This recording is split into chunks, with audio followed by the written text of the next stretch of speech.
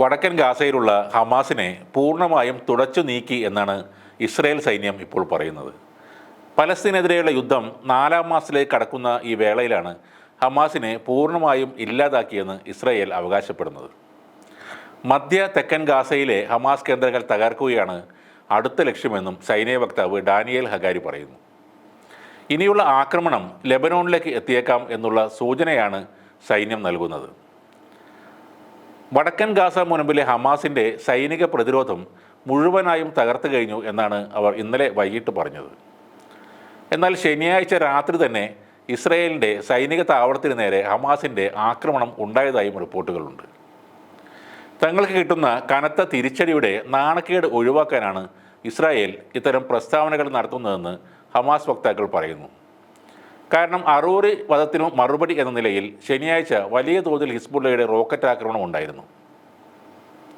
പക്ഷേ കണക്ക് കൂട്ടിയുള്ള ആക്രമണമാണ് ഹിസ്ബുള്ള നടത്തിയത്. അതിർത്തിക്കടുത്തുള്ള മെറോൺ എയർ കൺട്രോൾ ബേസിലേക്ക് 62 റോക്കറ്റുകളാണ് അവർ തൊടുത്തുവിട്ടത്.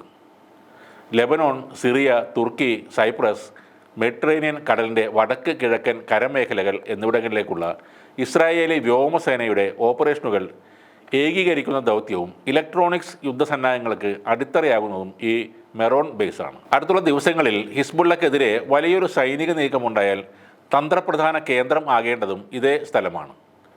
ജനവാസ മേഖലകൾ ഒഴിവാക്കി സൈനിക കേന്ദ്രം മാത്രം ഉന്നം വെച്ചതിലൂടെ ഒറ്റയടിക്ക് വലിയൊരു സംഘർഷത്തിലേക്ക് നീങ്ങാൻ തങ്ങൾക്ക് താല്പര്യമില്ലെന്നാണ് ഹിസ്ബുള്ള നൽകുന്ന സൂചനകൾ. പക്ഷേ ഇത്രയും നിർണായകമായ സൈനിക കേന്ദ്രത്തിന് നേർക്കുണ്ടായ ആക്രമണത്തോട് ഇസ്രായേൽ എങ്ങനെ പ്രതികരിക്കുമെന്നതാണ് ഇനി അറിയാനുള്ളത്. അതിനോടൊപ്പമാണ് ഇസ്രായേലിലെ ആഭ്യന്തര രാഷ്ട്രീയം ആകെ കുഴഞ്ഞു മറിയുന്നത്. കഴിഞ്ഞ ദിവസം നടന്ന മന്ത്രിസഭാ യോഗത്തിൽ വലിയ വാക്കേറ്റം ഉണ്ടായതായി ഹീബ്രു മാധ്യമങ്ങൾ റിപ്പോർട്ട് ചെയ്യുന്നുണ്ട്. IDF മേധാവി ഹെർസി ഹലേവിയും തീവ്ര വലതുപക്ഷ മന്ത്രിമാരും തമ്മിൽ നേരത്തെ നിലനിൽക്കുന്ന അഭിപ്രായ ഭിന്നതയാണ് ഒരു പൊട്ടിത്തെറിയിലേക്ക് നീങ്ങിയത്.